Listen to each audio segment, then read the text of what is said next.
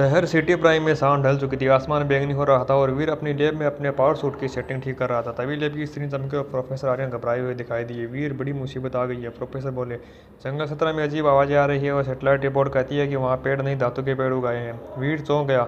धातु के पेड़ मतलब मैकेनिक जंगल? हाँ, और सबसे डरावनी बात, वो पेड़ खुद बढ़ रहे हैं, चल रहे हैं और रास्ता बदल रहे हैं। वीर ने बिना देर किए अपना हेलमेट पहना। मैं जांच करने जा रहा हूँ प्रोफेसर। वीर अपनी उड़ती हुई जेट बाइक पर जंगल 17 की ओर निकला। जैसे ही वो वहाँ पहुंचा, उसकी आंखें खुली की खुली रह गई। सामने था लोहे के पेड़ का एक पूरा जंगल। पेड़ों की शाखाएं तारों जैसी थी, पंक्तियां चांदी की चमकती थी और हवा में अजीब टर की आवाज़ गूंज रही थी। अचानक एक पेड़ हल्के से हिला और उसकी तरफ झुक गया। वीर ने बारीकी से देखा, यह तो असली पेड़ नहीं, किसी ने इन्हें कृत्रिम जीवन दिया है। उसी समय जमीन कांपी, धड़ाम धड़ाम। पेड़ों के बीच से एक विशाल रोबोटिक जानवर निकल कर आया। वो देखने में भालू जैसा था, पर पूरा धातु का। उसकी आंखें लाल चमक रही थी। घुसपैठिया, रोबो भालू की आवाज़ गूंजी। मैकेनिक जंगल में स्वागत नहीं। वीर ने तुरंत अपना ऊर्जा शील्ड एक्टिव किया। भालू ने लपक कर हमला किया। वीर तेजी से उछला, पेड़ की धातु शाखा को पकड़कर घूमता हुआ नीचे उतरा। मैं दुश्मन नहीं हूँ, वीर चिल्लाया। मैं सिर्फ यह जानने आया हूँ कि यह जंगल बना किसने। रोबोट भालू रुका नहीं। उसने अपने शिकार विशाल पंजे से जमीन पर घुसा मारा। इससे एक शॉक वेव निकली और वीर पीछे फिसल गया। अब वीर को समझ आ गया, बिना लड़ाई से इसे नहीं रोका जा सकता। वीर ने अपने सूट का टर्बो मोड ऑन किया। उसने हथेलिया से नीली ऊर्जा की किरणें निकली।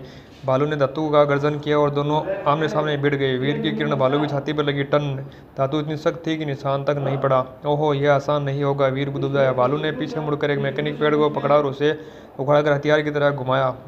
पेड़ वीर के बिल्कुल पास से गुजरा। वीर तुरंत ऊपर उड़ गया और भालू के सिर पर एक भारी स्मैश बूम पंच दे मारा। इस बार भालू लड़खड़ा गया। तभी वीर ने देखा, भालू की पीठ पर एक चमकता लाल बटन था। आह, यह इसका कंट्रोल चिप होगा। वीर सीधा उसकी पीठ पर कूदा, बटन दबा दिया। भालू अचानक रुक गया। उसकी लाल आंखें नीली हो गई। सिस्टम रीसेट पूरा। मैं कौन हूँ? भालू की आवाज़ शांत हो चुकी थी। वीर मुस्कुराया। तुम शत्रु नहीं, कोई तुम्हें नियंत्रित कर रहा था। भालू ने सिर झुकाया। मेरे मास्टर डॉक्टर मैक्ट्रॉनिक वो जंगल में केंद्र में है, उन्होंने इन पेड़ों को बनाया है। वीर रोबो भालू के साथ जंगल के केंद्र की तरफ बढ़ा। वहाँ एक विशाल मशीन खड़ी थी, एक लाइफ जनरेटर। मशीन के बीच में खड़ा था डॉक्टर मैक्ट्रॉनिक, आधा इंसान आधा मशीन। उसकी आंखें चमक रही थी और उसके हाथों से तार लटक रहे थे। वो तो तुम पहुँच गए वीर, मैक्ट्रॉनिक हंसा। मैं इस जंगल को पूरी दुनिया में फैलाना चाहूँगा।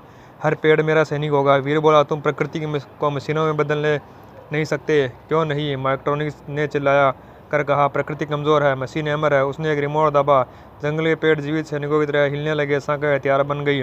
वीर ने रोबो भालू की ओर देखा। भालू बोला, मैं तुम्हारे साथ हूँ। वीर और भालू ने मिलकर मशीन पर हमला किया।